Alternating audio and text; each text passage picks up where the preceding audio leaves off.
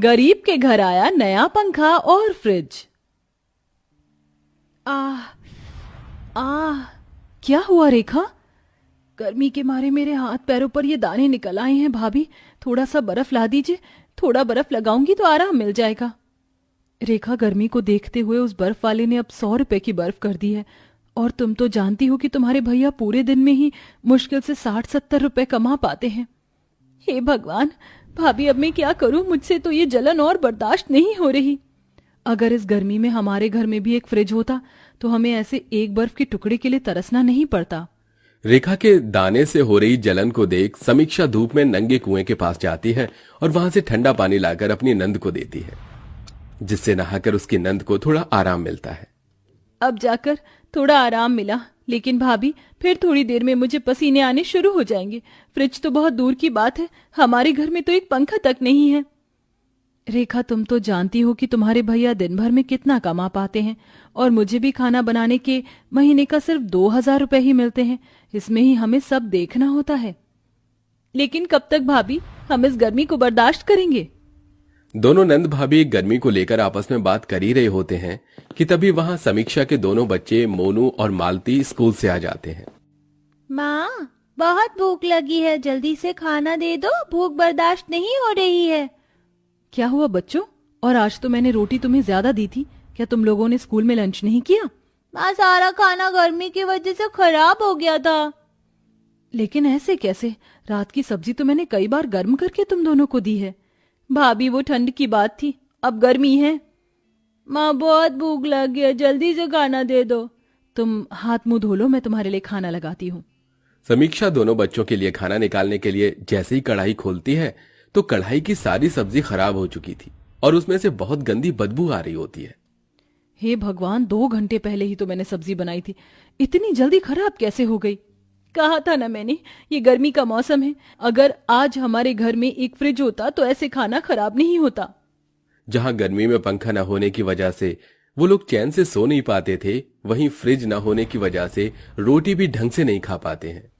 दीदी, बहुत गर्मी लग रही है, नींद नहीं आ रही है मुझे। मोनू, गर्मी तो मुझे भी लग रही है। क्या हुआ तुम दोनों को? वैसे ही गर्मी की वजह से मुझे नींद नहीं आ रही है, ऊपर से तुम दोनों हो की। वो क्या करे, गर्मी की वजह से हमें भी नींद नहीं आ रही है, ऊपर से गुमोरी और मच्छर। बाबा, आप पंखा कब लेकर आओगे? हम इस गर्मी में पंखे के बिना और नहीं रह जाता। देखो ना, हमारे हाथों पर कैसे गुमोरी हो गई है। मोनू बेटा, जब बाबा के पास पैसे आ जाएंगे तो वो जरूर पंखा लेकर आएंगे। अपने दोनों बच्चों को गर्मी से इस कदर परेशान होता देख समीक्षा रात भर अपने दोनों बच्चों को पंखा करती रहती है। गर्मी की वजह से पूरे परिवार को हर दिन बहुत मुश्किलों से गुजरना पड़ रहा था। धीरे धीरे बढ़ती गर्मी की वजह से सब लोगों की हालत अब काफी ज्यादा खराब होने लगी थी। सबके शरीर पर घमौरियां, रैशेज, दाने ये आना तो अब आम बात हो गई थी। अरे ये क्या समीक्षा, तुम्हारे हाथों और गले पर ये लाल लाल निशान कैसे? मालकिन, ये तो गर्मी की वजह से हो गया है। ओह अच्छा, सुनो, फ्रिज से बच्चों के लिए आइसक्रीम ले आना, दोनों स्कूल से आ गए हैं। समीक्षा किचन में जाती है और शेफाली के दोनों बच्चों के लिए कटोरी में आइसक्रीम निकाल कर ले आती है। मम्मी, ये आइसक्रीम तो बहुत टेस्टी और ठंडी ठंडी है। मम्मी, थोड़ा एसी बढ़ा दो ना, बहुत गर्मी लग रही है। शेफाली के दोनों बच्चों को एसी में ठंडी ठंडी हवा में आइसक्रीम खाता देख समीक्षा को अपने दोनों बच्चों की याद आ जाती है कि कैसे उसके दोनों बच्चे रात भर गर्मी से परेशान रहकर चैन की नींद भी नहीं सो पाते। बढ़ती गर्मी की वजह से समीक्षा के दोनों बच्चों के शरीर पर बहुत ज्यादा गर्मी के दाने निकल आते हैं। साथ ही साथ बार बार आ रहे पसीने की वजह से दोनों बच्चों को पूरे शरीर में काफी ज्यादा जलन होती है। माँ, बहुत जलन हो रही है, कुछ करो ना माँ। इस जलन के मारे लेटा भी नहीं जा रहा है। माँ, शरीर पर थोड़ा ठंडा पानी डाल दो, जलन से थोड़ी बहुत तो राहत मिलेगी।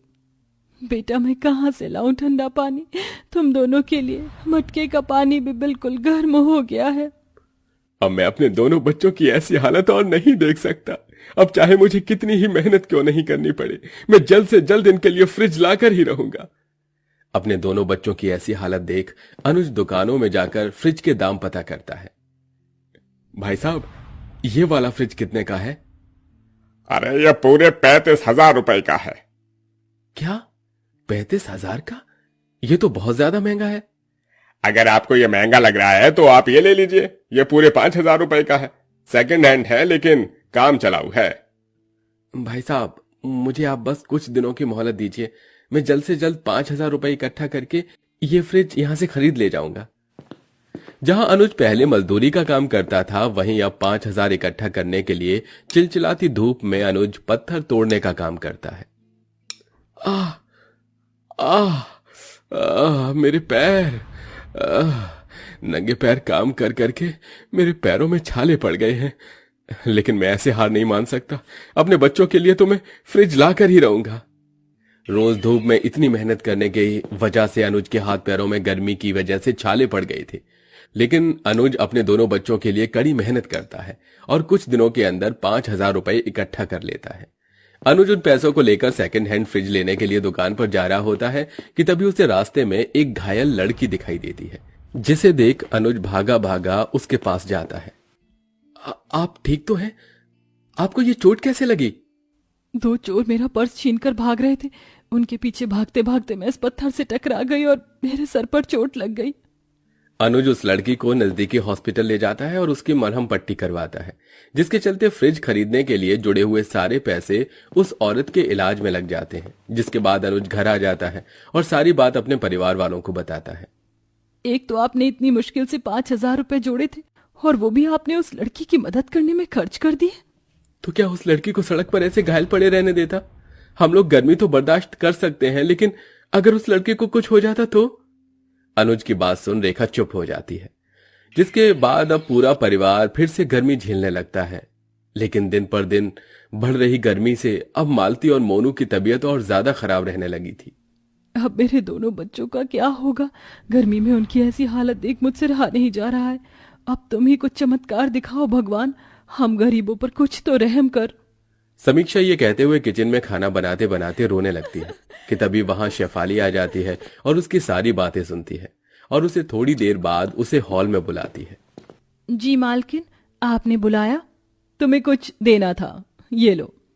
ये तो वो मैंने दरअसल तुम्हारी सारी बातें सुन ली थी जब तुम किचन में रो रही थी। तुम्हारी तरह मैं भी एक माँ हूँ और एक माँ ही दूसरी माँ का दर्द समझ सकती है, और तुम्हारी ऐसी हालत मुझसे देखी नहीं गई, इसलिए मैं तुम्हें पंखा दे रही हूँ तुम्हारे बच्चों के लिए। मेरी तरफ से ये एक तोहफा है। अब तुम्हारे बच्चों को गर्मी से और परेशान नहीं होना पड़ेगा। शेफाली की बात से समीक्षा की आंखों में आंसू आ जाते हैं। समीक्षा उस पंखे को घर लाती है। अनुज पंखे को लगा देता है। पंखे से आ रही ठंडी ठंडी हवा से मानो सबकी गर्मी उड़नछू हो चुकी थी। दोनों बच्चे भी ठंडी हवा के मजे ले रहे थे कि तभी उनके घर के दरवाजे पर दस्तक होती है। अनुज जैसे ही दरवाजा खोलता है तो उसके सामने वही लड़की को खड़ा पाता है जिसकी उसने मदद की थी। आप यहाँ? जी, वो मैंने अस्पताल के आसपास लोगों से पूछकर बड़ी मुश्किल से आपके घर का पता ढूंढा है। उस दिन आप मुझसे बिना मिले ही चले गए थे और मैं आपका ठीक से शुक्रिया अदा भी नहीं कर पाई। मुझे पता चला जो पैसे आपने मेरे लिए खर्च किए वो पैसे से आप अपने परिवार के लिए फ्रिज लाने वाले थे। मुझे सुनकर बहुत बुरा लगा, इसलिए मैं आपको एक फ्रिज देना चाहती हूँ। मैंने तो बस आपकी मरहम पट्टी करवाई थी और आप उसके बदले मुझे फ्रिज दे रही हैं। मैं आपका एहसान कैसे चुकाऊंगा? इसमें एहसान वाली कोई बात नहीं है। आप धीरे धीरे करके इस फ्रिज के पैसों को किश्तों के तौर पर चुका देना। थोड़ी ही देर में दो आदमी एक बड़ा सा फ्रिज लेकर अनुज के घर पहुंचते हैं, जिसे देख उसके दोनों बच्चे बहुत खुश होते हैं। आज तो हमारे घर में पंखा फ्रिज दोनों आ गए। अब तो हम इस पंखे की हवा में आराम से सोएंगे और साथ ही साथ हमारे नए फ्रिज में हम रोज आइसक्रीम जमा कर खाएंगे। दोनों बच्चे को इतना खुश देखकर बाकी सब घर वालों के चेहरे पर भी खुशी आ जाती है, जिसके बाद अब उन लोगों को ना ही तो गर्मी में ठंडा पानी के लिए तरसना पड़ता है और ना ही पसीने से लथपथ होकर सोना पड़ता है। अनुज और समीक्षा धीरे धीरे पैसे जोड़कर उस फ्रिज की किश्त को भी चुका देते हैं और अब सब गर्मी के मौसम में आराम से खुशी खुशी रहते हैं।